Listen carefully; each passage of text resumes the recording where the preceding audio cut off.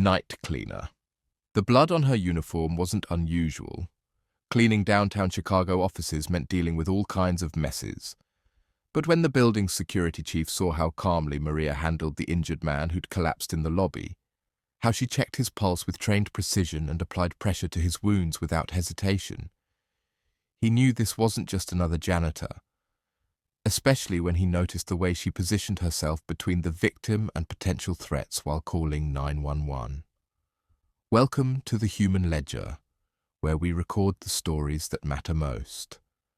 Stories of silent heroes, forgotten legends, and extraordinary people hiding in plain sight.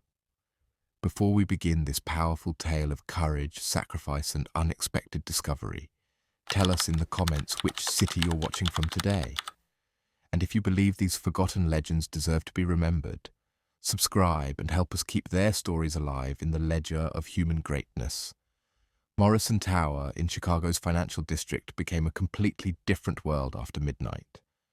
The 30-story building that buzzed with suited executives, assistants rushing to meetings and phone calls during the day turned into a ghost town after 11 p.m.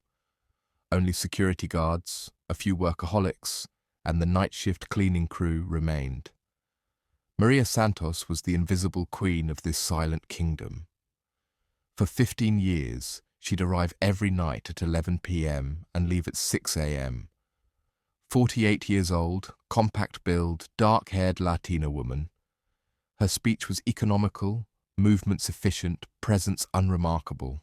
Never late, never complained, never talked much. Just did her job and left quietly. Other cleaning staff respected her, but could never get close. Maria always worked alone, always started on the 30th floor and worked her way down. She cleaned each floor systematically, never missing an area. Security cameras watched her but never found anything suspicious. But careful observers would notice certain things, like Maria's cleaning route. Not just efficient, strategic. She always cleaned corners with the best sightlines first. Always checked escape routes through stairwells. Like she wasn't just cleaning the room, she was analyzing it for security. Or her reflexes. When elevator doors opened, Maria would look inside first, then enter.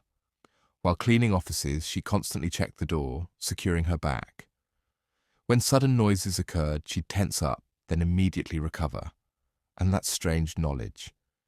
She knew the location of every security camera in the building, where every spare key was kept, how every emergency exit opened. Like she wasn't a janitor but a security expert. That Monday night changed everything. It was 2:30 a.m. Maria was cleaning the 15th floor when screams came from below. Then the sound of breaking glass.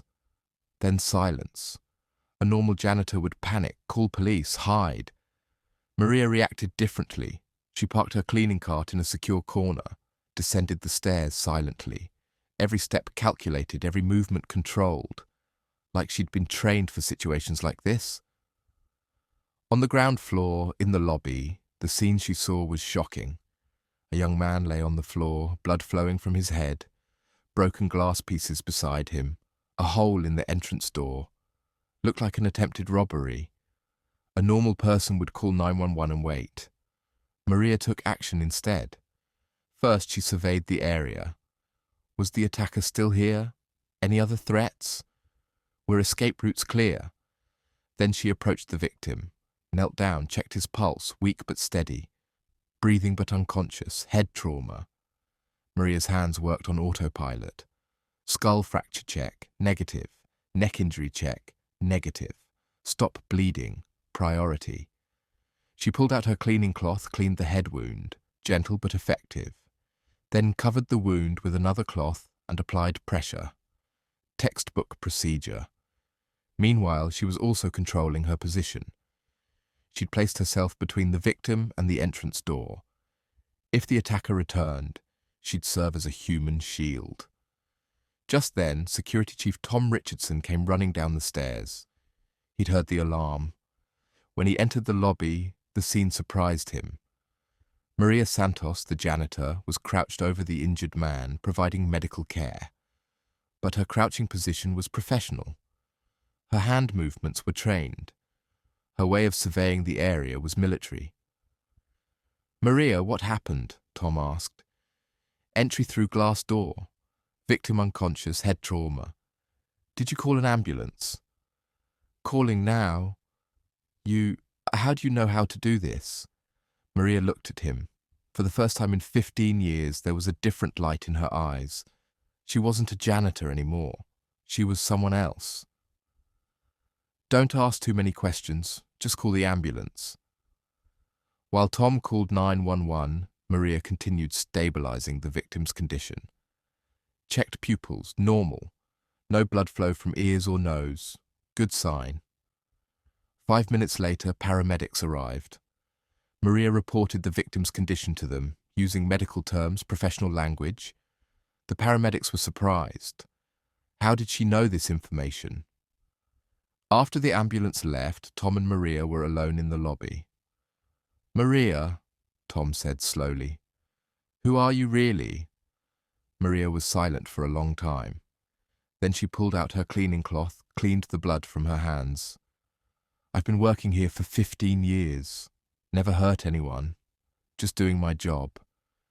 But what you just did, that medical knowledge, that positioning, those aren't things janitors know." Maria looked at him, evaluated him for a long time, then made a decision. "Come to my office." I'll show you something Tom didn't know Maria had an office.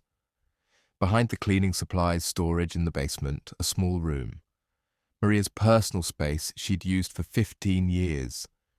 Maria opened her old metal locker, took out a box. Inside the box were photos, documents, medals. On top was a framed document, Congressional Medal of Honor, America's highest military honor, and the name Sergeant First Class Maria Elena Santos. Tom's mouth fell open. Is this real?" 1991 Gulf War, 82nd Airborne Division. Combat medic Tom examined the document. It was real. Seals, signatures, everything authentic. "What did you do?" Maria pulled out photographs. Young woman in desert fatigues with her comrades. 23 years old, strong, determined. "During patrol, we got ambushed. 12-man squad, 6 wounded, 2 killed. I carried the wounded under enemy fire 3 kilometers, 4 hours. Saved 6 men. How? Training. Discipline. And knowing I couldn't leave any of them behind, Tom was looking at the photos. The difference between young Maria and current Maria was striking. So why here? Why cleaning? Maria closed her eyes.